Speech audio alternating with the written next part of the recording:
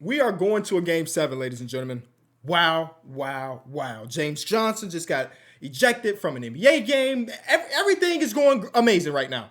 What a performance from the Indiana Pacers, man. These dudes will not go down without a fight. These dudes will fight, fight, fight. They never say die. Whatever you want to say about the Indiana Pacers, that's who they are. A series that not a lot of people expected to go the distance is going the distance. I cannot wait for Sunday. Today's game was like one of the greatest. Like, I was thinking about it when they were about 22, because it was like they were about 22. If they go out and close this game, where would this game rank amongst their greatest playoff games so far, right? It's not going to be number one, because I think that when you're down by 8 points or 30 seconds to go and you come back to win that game, that's going to be number one. But considering all of the circumstances, considering all the stakes in this game, this got to be really high on the list. The OKC Thunder had just won the last two games of this series. One of them, you let go of the rope and OKC stole it. And the next one, J-Dub played so goddamn well that people were asking if he's Scottie Pippen. Like that was going on in this series. And then not only just that, your star player, Tyrese Halliburton, has a calf strain so bad that everybody's reporting that if this was January, he wouldn't play tonight or tomorrow or next week. Like he would be out for a significant amount of time. All of that combined for not just you to win this game, but to really put belt to ass. Ben Shepherd hit a three to go about 30 to go into the fourth quarter, and that was it. So final score is 108-91, but that ain't really what it was. You know what I'm saying? OKC's bench guys came in, got a little bit of momentum, but it really was a real belt to ass performance from the Indiana Pacers. And this was just them taking care of business on pretty much every single metric that you could.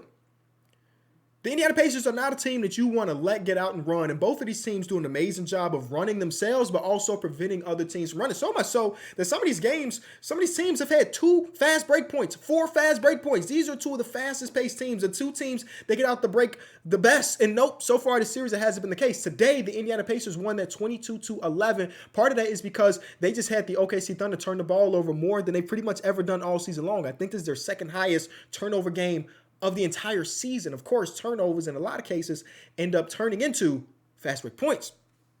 The three-point battle, OKC just struggled from three, which is something they've done forever.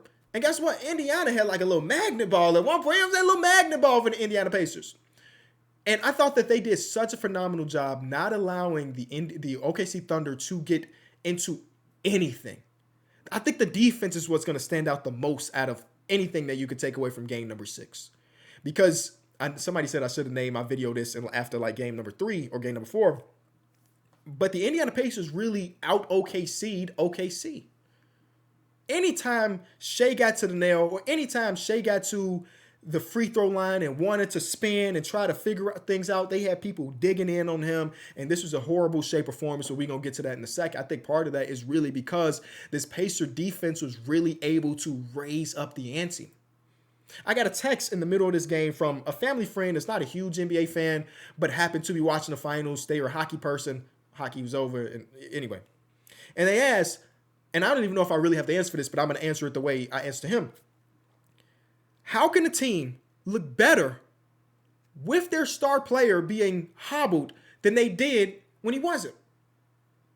And the thing that I tried to explain to him, and again, I don't even know if I truly believe this, but damn it, somebody asked a question, I gave my opinion. Then when your star player, any player for that matter, an important player goes out with an injury in the middle of a basketball game, and I guess in game number 5, it was the beginning of a basketball game, tried to play through it, gave us his worst performance of the entire playoffs. I thought he was amazing today. I don't give a damn that he scored 14, only 14 points. Amazing game from him. Anyway, when a player goes out with an injury in the midst of a game, you have no time to react and no time to adjust. You have to play the game plan that you set up. So even though he's hobbled and he can't do this, he can't do that, damn, we still got to run our offense to him because that's what we know the best.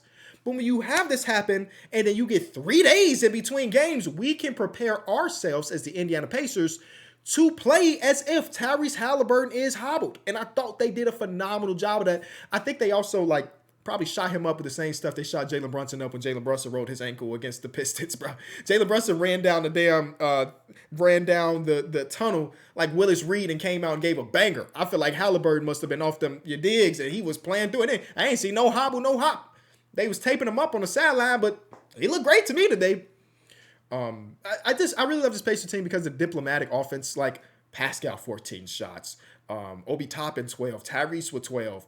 TJ McConnell with 12, which we're going to get to TJ McConnell. This team just plays by committee. So the 14, 5, and 2 that Tyrese had doesn't really seem like a lot. But the reason why I think it is so, it's not a special game, don't get me wrong. But compared to some of the other games he's had in the series, this one is great for a few different reasons. I thought, again, we're going to mention the defense at the end of the Pacers. His anticipation on the defensive side of the ball was so amazing. You think about him being out there with a hobbled leg and yada, yada, yada. The opposing team try to attack you as much as they can. I thought he held his own. Some of the plays that he made defensively led to them having this 22-point fast break. And one of the plays that he made might be the play of the entire postseason, for the entire finals, depending on what happened in Game 7. When he throws the signature Tyrese Halliburton no look, but it was a no look for a split second. Just the no look long enough for nobody or for you to get your Instagram picture, but like to a Pascal Siakam boom on Jalen Williams. So I thought he played well on both sides of the floor today. But not only that he had been struggling to shoot.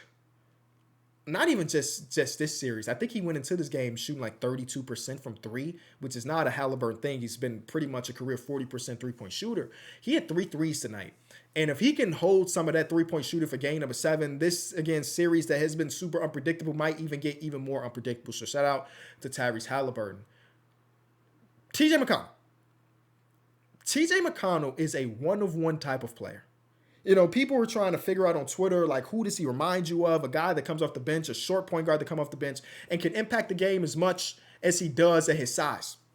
And I ain't got no answer. He really, truly is a one-of-one. Because pretty much every single home game that they had, he's come in and given them performances. Either if it was the 10-5-5 game with the 5 steals that he had, with the 3 inbound steals, or the last game, which I wish he would have played a little bit more, he has been amazing.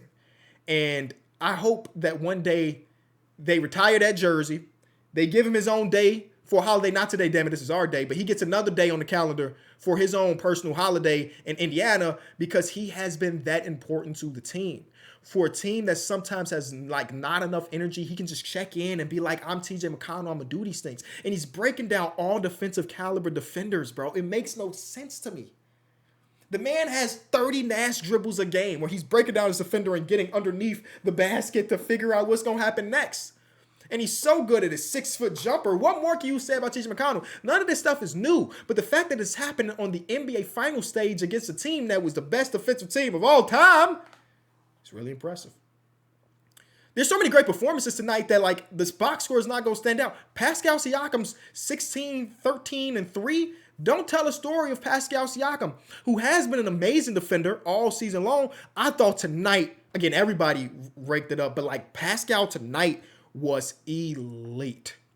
I thought this was just like a loud defensive performance, even though he only had 1 stock today. A loud defensive Pascal Siakam performance. And that, you needed that, man. Nembhard, he's been tasked all series long with guarding Shea.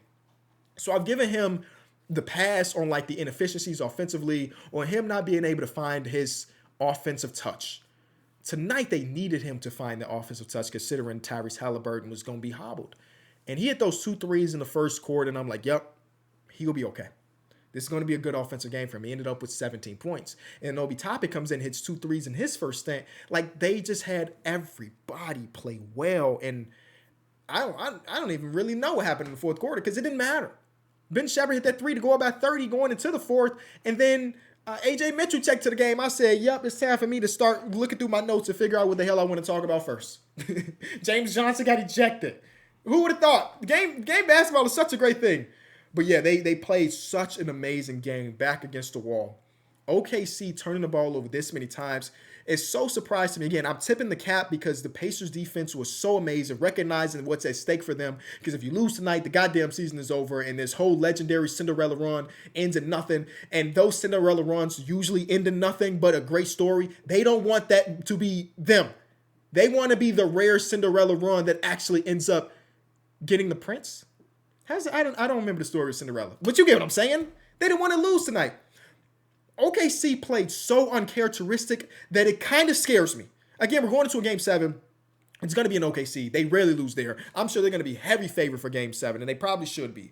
But dare I say, it felt like the lights were maybe a little bit too bright for this young team tonight. Because that Pacer crowd, oh, like legitimately 1 of 1. Man, they up by 28 points in the third quarter. And you look into the crowd and it's still not a single body sitting down. They're chanting OB top, like 1 of 1 crowd. I felt as though maybe life's a little bit too bright. I don't know what percentage that is them or percentage of just the Pacers having the better will tonight and the better defensive scheme and the better everything tonight. But it was so bad. This is one of the sloppiest Shea games you'll ever see. Ever see. And I thought that he tried to force the issue maybe a little bit more than what I would have wanted. Part of that's probably nobody else could score on the team, and it's like, I got to do this. With some of the turnovers that he had, again, it's them just diving in on him when he turns his back, trying to create for himself, or yada, yada, yada. Third quarter, one of the possessions that he had early in the third quarter, I'm like, bro, who space jammed Shai Gilgeous-Alexander today? Well, he gets into the paint, and Shai, he got a couple different options when he gets 2 feet in. It's go straight up for a lay. It's playing to some contract, try to get an and one. It's fading away. Amazing at all 3 of those things. Try to maybe overcompensate because he jumped up into the air 6 feet away from the basket and tried to dump it down to a 6'3" Cason Wallace who's under the basket with Miles Turner right on his back. What? That ain't Shai. Man, Cason Wallace dropped that ball so goddamn fast. Dropped the ball like I ain't even supposed to be here right now. Why are you passing me the ball? And yeah, they just played a sloppy game. It's another one of them Chet Holmgren games, bro. This great defensive team, OKC, is not a great defensive team, and a legendarily great defensive team if Chet Holmgren is not on the floor. All the numbers say that, the eye test say that, so on and so forth. But the offense for Chet has been so atrocious that it's I don't even care who wins these games. I am like pulling my hair out. Luckily for Chet, the other center, Miles Turner, played damn near just as bad. So it's like, all right, eye for an eye, I guess. But man, this Chet offensive game, he get one of the first buckets of the game, and Doris Burger's like, that's your 7-foot yada yada making that play. He didn't even play this season because of that hip injury. And I really do think that hip injury is preventing him from having the same reps as some of these other people in the series. But boy, when it's bad for Chet, it looks really, really bad. And I thought tonight was one of those nights where it looked really, really bad. They lost the turnover battle. They lost the fast break battle. They lost the second chance battle. They won the points in the paint, so shout out to them for that. But that's kind of what they do. They're not a great three-point shooter team. And they ended up with 30 made threes. Let me figure out where it was before. First quarter, they're 1 of 6. Second quarter, they're 0 of 5. Third quarter, they're 2 of 9. And they took 10 threes in the fourth where it didn't matter. So that's one of my biggest complaints about OKC, if I have any, is that a lot of the times they don't start to try to get the threes up until the back against the wall. And by that time, it's a little bit too late, gang. These other teams, they firing. Let me see what Indiana Pacers did. They end up hitting 15 threes. First quarter, they attempted 14. They attempted 14 threes in the first quarter. I don't even need to see the rest. They attempted 14 threes in the first quarter, man. It's going to be hard to catch up with those things, especially if OKC has the magnet ball, which is something it felt like they had tonight. What a great performance from the Pacers. One of the things that, if you read through the articles of the super, super smart NBA minds that are writing right now, or you listen to the really smart people, they were talking about how OKC has been taking advantage of the Indiana Pacers by starting their offense so very high. Starting with a pick and roll from Shai to get them downhill, spread the defense out, and you're kind of at the mercy of Shai at that moment in time. And you have to count, if you're OKC, on Shai making the right decision, and he had been doing it at least in last game. Today, the Pacers didn't allow them to do that, and I can't wait to rewatch some of these possessions, but at least in real time, it didn't feel like OKC was really able to do what they did in these last couple games. One of my biggest complaints outside of the three-point shooting when it comes to OKC is that, man, this can just get ball-watchy. Like, I know that they're running a lot of sets outside of timeouts, AOTs and, sideline out of bounds, baseline out of bounds. A lot of times they end up getting good looks. I know Isaiah Joe ended up getting a 3. I don't remember if he made it, but outside of a timeout. Also, Coach Mark waited so very long to call the timeout in that second quarter when things were avalanche. Either way, but in just their normal half-court offense, I wish I had the capabilities to do not the Googles, but had like second spectrum where I can see what percentage of the Thunder's offense tonight was organized versus freelance. If I had to guess, at least if we can discount the fourth quarter, if I had to guess, I would guess it was 85-15. Just straight up freelancing and eyes on Shea. Shea save us. Shea do this. And it didn't allow for them to have a great game. So we're going to a game 7. And I cannot be more excited. I feel like I may be missing some notes here. No. I'm done. I'll see y'all game 7.